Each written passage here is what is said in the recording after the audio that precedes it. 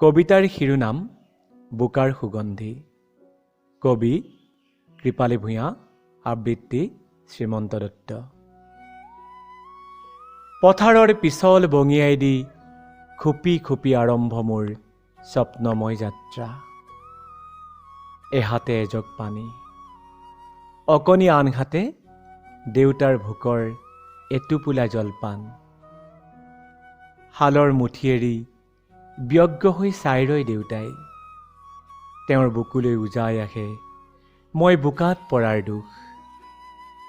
দৰা দৰাকৈ মাটি তল ওপৰ কৰা ভাগৰুৱা দেহাৰে আগবঢ়াই দিয়ে মোলৈ তেওঁৰ ভোকৰ জলপান। পাতলাব বিচাৰে মোৰ খুপি খুপি খোজৰ ভাগৰ। ব্যস্ততাৰে প্ৰশ্ন কৰে, বোকালৈ কিয় আহিছিলি অ মাজনী? জীৱন যুঁজৰ কচৰত কৰি কৰি শৰীৰত তেওঁৰ বিৰিঙি উঠে অক্লান্ত সৈনিকৰ ঘাম। বোকাৰ পৰা মাটিলৈ মই উভতি আহোঁ আৰু মোলৈ চাই চাই বোকাৰ পচা পচা গোন্ধৰ মাজতে তেওঁ অনুভৱ কৰে সুগন্ধিৰ মাদকতা।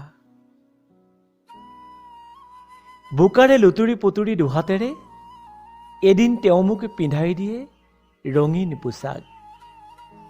নাঙল লোৱা দুহাতেৰে আগবঢ়াই দিয়ে মোক অনন্ত গতিৰে গতি কৰি থাকিব পৰাকৈ এক মসৃণ যাত্ৰাত।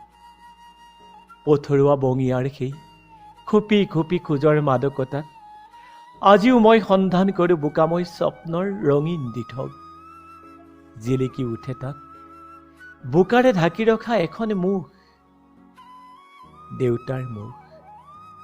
দুখন হাত, যদিও বা ৰঙীন আকাশৰ তলত মোৰ জীৱনৰ সুগন্ধি বিয়পাব পৰা বোকাময় পথাৰখন এতিয়া আৰু নাই।